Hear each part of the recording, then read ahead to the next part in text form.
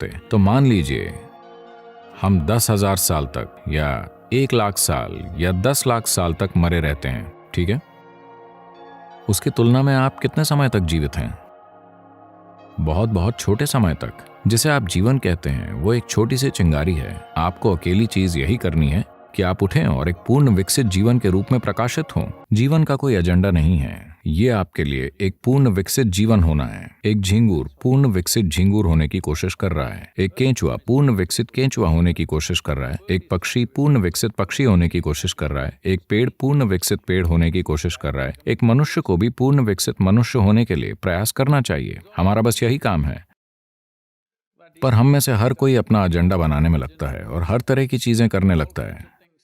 नहीं नहीं, आप बस जीवन का एक टुकड़ा हैं। खुद को ज्यादा गंभीरता से मत लीजिए, क्योंकि मुझसे और आपसे पहले अनगिनत लोग आकर जा चुके हैं। आया ना? वो कहाँ हैं? वो सारे लोग। आपको लगता है वो सभी मूर्ख थे? वो सभी मूर्ख थे और वो मर गए? क्या ऐसा है? नहीं, वो भी आपकी ही तरह थे। शायद वो भी अधिकारी रहे हों, शायद वो राजा रहे हों, आपसे भी बढ़कर। हर तरह की चीजें। अब सब ऊपरी मिट्टी बन चुके हैं। ये भी ऊपरी मिट्टी बन जाएगा। बस थोड़ा सा समय और जीवन एक छोटी सी चिंगारी है। आपका बेटा कितना बड़ा है सर? 25?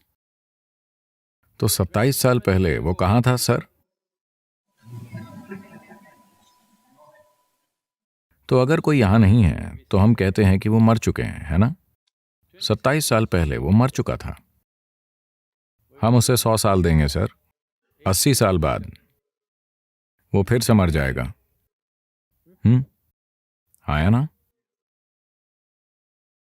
तो 27 साल पहले वो कितने समय तक मरा रहा था सर?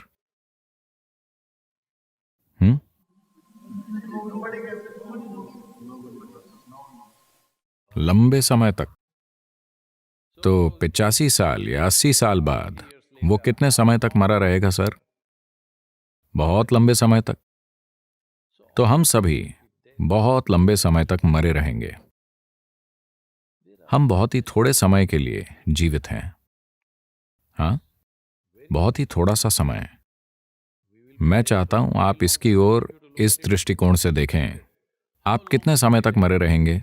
आप कल्पना नहीं कर सकते। तो मान लीजिए हम 10,000 साल तक या 1,00,000 साल या 10 लाख साल तक मरे रहते हैं, ठीक है? उसकी तुलना में आप कितने समय तक जीवित हैं? बहुत बहुत छोटे समय तक। जिसे आप जीवन कहते हैं वो एक छोटी सी चिंगारी है। आपको अकेली चीज यही करनी है कि आप उठें और एक पूर्ण विकसित जीवन के रूप में प्रकाशित हों। जब हमारे आसपास किसी चीज की जरूरत होगी तो हम स्वाभाविक रूप से उसे करेंगे, क्योंकि जब आप अद्भुत रूप से अच्छा कर रहे होते हैं तो आप वही करेंगे जिसकी जरूरत है ना? जब आप दुखी होंगे तब आप प्रेरित होंगे। हाँ, मुझे बताइए, जब आप बहुत खुश होते हैं क्या आपने खुद की ओर देखा है? आप कितने अच्छे और अद्भुत होते हैं। आप किसी के लिए कुछ भी करने को तैयार होंगे। अगर जरूरी हो तो पीछे की ओर झुक जाएंगे, है ना? जब आप थोड़े परेशान होते हैं, ये कितना मुश्किल है। इसलिए अपने बच्चों को किसी चीज से प्रेरित होना मत सिखाइए। ये सारी बकवास पश्चिम से आ रही है। ये सभी सेल्फ हेल्प किताबें। खुद को प्रेरित कीजिए, आत्मविश्वास पैदा कीजिए, अपने आप पर यकीन कीजिए। आपने भगवान पर यकीन किया और इस दुनिया को इस हद तक नष्ट कर दिया। अब आप खुद पर यकीन करते हैं, आप क्या करेंगे?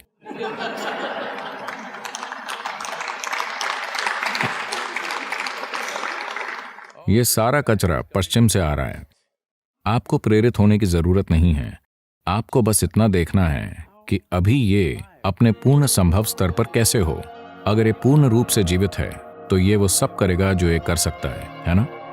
जो ये नहीं कर सकता उसे ये वैसे भी नहीं करेगा।